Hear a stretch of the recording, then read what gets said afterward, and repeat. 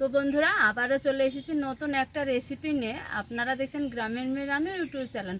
আমার এই ছোট্ট চ্যানেলে তোমাদের অনেক স্বাগত জানিয়ে আজকে রেসিপি শুরু করছি।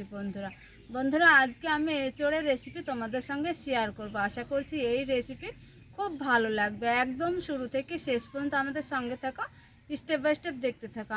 তাহলে চলো আজকের রেসিপি ঝটপট শুরু করে দিই। বন্ধুরা গাছে থেকে এই মাত্র পেড়ে এনেছি এঁচোড় একটা, দেখো সাইজটাও খুব সুন্দর আছে। একদম এই সাইজের এঁচোড়টা খুব ভালো লাগে। বন্ধুরা তেল বুলিয়ে নেব।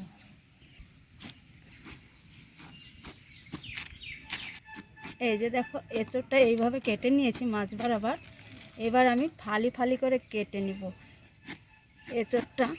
আমি আগে প্রথমে এইভাবে কেটে নিব। দেখো এই অংশটা ফেলে দেব, এই যে মুসলেটা ফেলে দিব।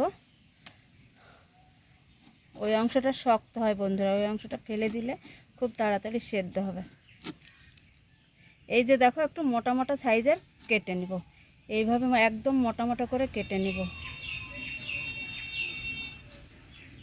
এই যে দেখো বন্ধুরা এই সাইজের করে মোটা মোটা করে কেটে নিব।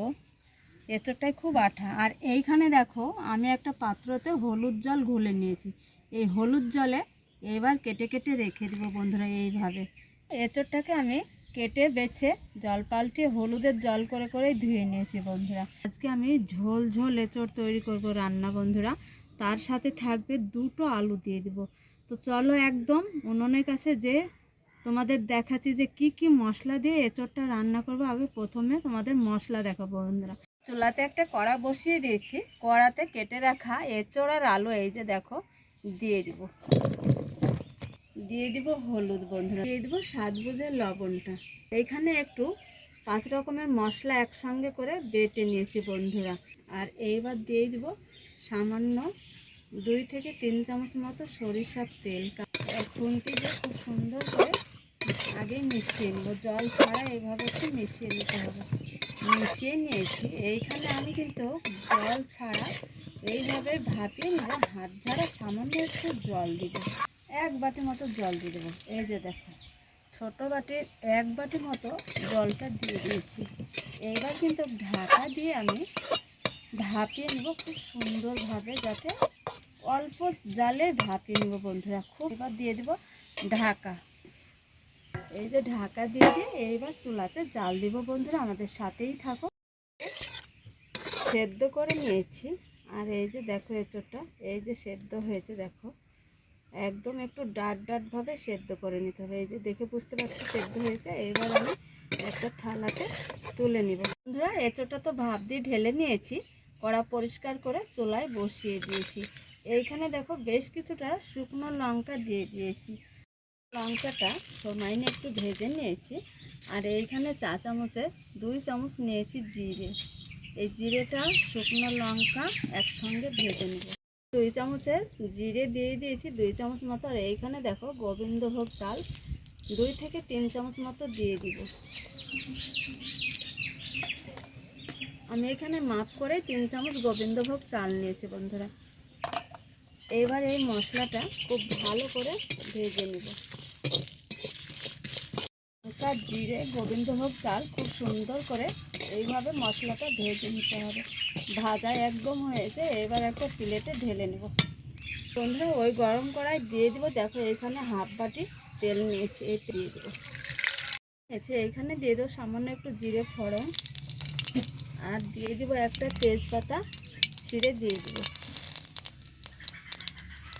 এইখানে সামান্য একটু জল নিয়েছি, এই জলটা তেলে দিয়ে দেবো।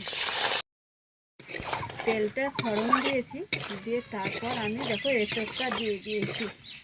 এই যে দেখো এঁচোড়ের কালারটা দেখো বন্ধুরা। আর এইখানে যে একটা ভাজা মশলা তৈরি করে নিয়েছি, আমি কিন্তু শিলপাটায় গুঁড়ো করে নিয়েছি। দেখো এই যে বেশ কতটাই হয়েছে মশলাটা। এই মশলাটা দিয়ে বিশেষ করে এইভাবে এঁচোড় রান্না করে খেয়ে দেখবে বন্ধুরা। দেখো কতটা মশলাটা বন্ধুরা, এটা দিয়ে রান্না করলে দারুণ লাগে।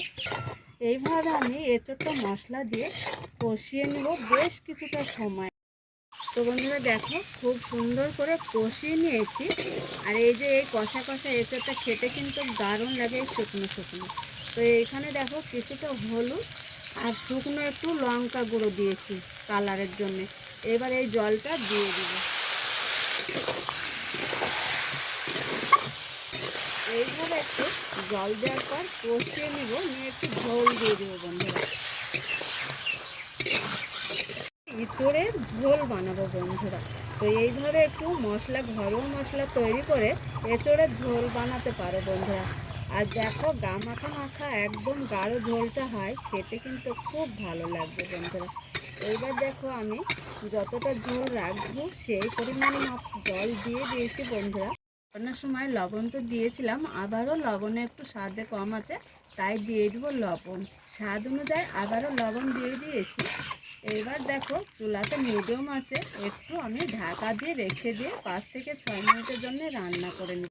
ঝোল রান্না করা একদম একদম কমপ্লিট হয়েছে। এই যে দেখো, আর এঁচড়টাও গলবে না, এরকম গোটা গোটা পিস পিস হয়ে থাকবে। ভাতে মেখে কিন্তু খেতে খুব ভালো লাগে বন্ধুরা, একদম গা মাখা ঝোল ঝোল হয়েছে। এবার রান্নাটা দেখো কমপ্লিট হয়েছে। এবার একটা থালাতে নামিয়ে নেব। একটা থালাতে এবার তুলে নিব বন্ধুরা।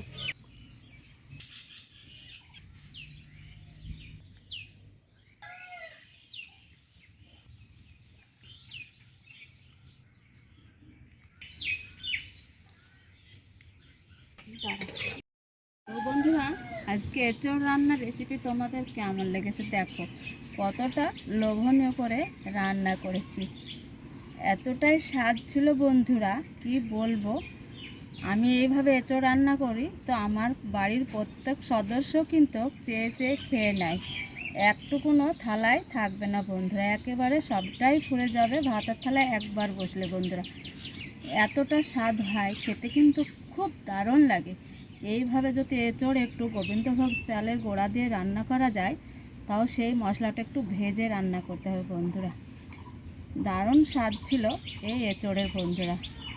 দেখো শুধু কতটা লোভনীয় হয়েছে এই রান্নাটা বন্ধুরা। আজকের এই যে এঁচড়ের রেসিপি তোমাদের কেমন লেগেছে, যদি ভালো লাগে তবে একটা লাইক কমেন্ট করতে যেন ভুলো না। আর ভিডিওটা অনেক অনেক করে শেয়ার করবে। রেসিপি এইখানে শেষ করছি, পরবর্তী রেসিপি নিয়ে তোমাদের সঙ্গে দেখা হচ্ছে। যেখানেই থাকো ভালো থাকো, সুস্থ থাকো, তোমাদের টাটা।